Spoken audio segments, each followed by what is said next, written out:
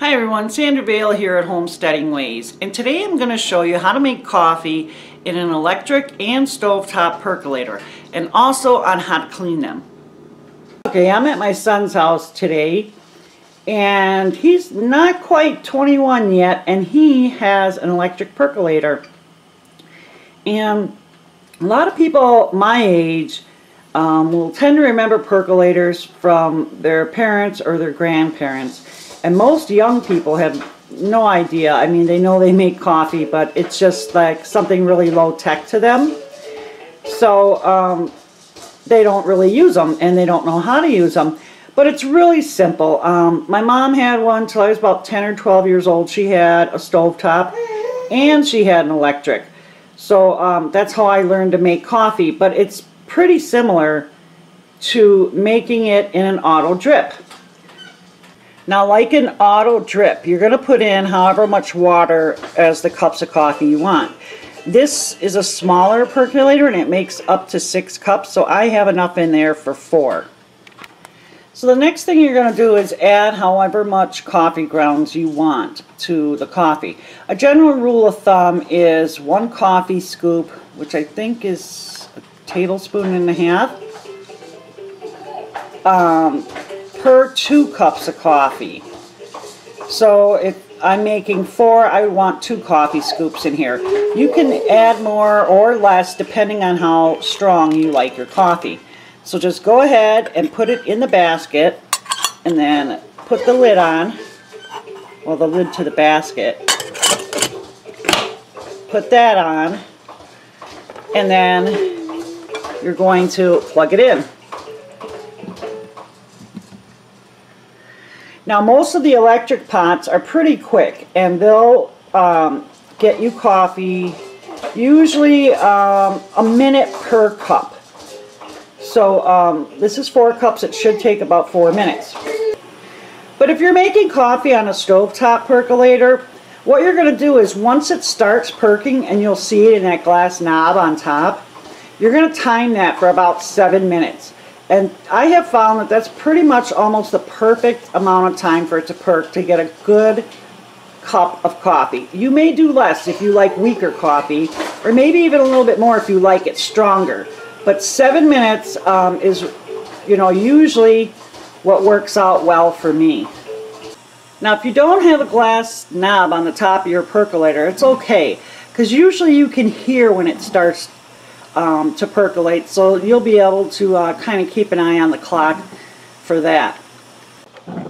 So you can hear this one percolating.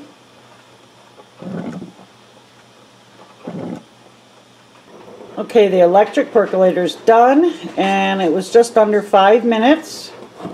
And let's see here. Oh wow, that is some really rich coffee right there. And I gotta tell you, my son's apartment smells fabulous. That's one of the good things with percolated coffee.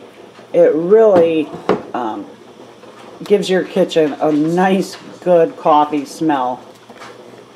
Okay, now to clean it, you're just going to fill up your coffee pot with however much water is the highest level. So if it's 8 cups, fill it up to 8. If it's 12 cups, fill it up to 12. Now before that, you're going to just want to rinse everything off. You don't have to scrub it down or anything like that.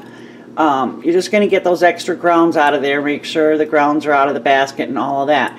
So get your water in, and then the next thing you're going to do is add baking soda. And I think it's about maybe 3 tablespoons or so. You don't have to be exact in it. So just put that in there. And then add your basket and your stem. There's nothing in there, because all of this will get cleaned while it's brewing. And that's exactly what you're going to do. You're going to set it like you're making a pot of coffee. So if you're using the electric one, just go ahead and plug it in. And if you're using a stovetop, then get the heat going and let it perk for a good 5 to 7 minutes. The baking soda is hard at work.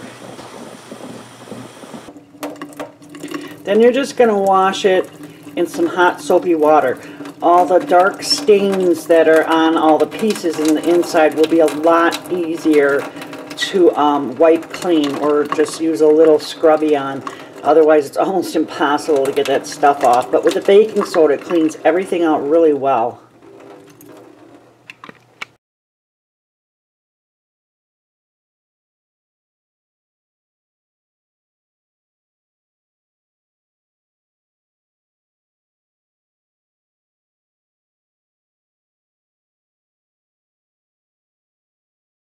Okay, so here's the after.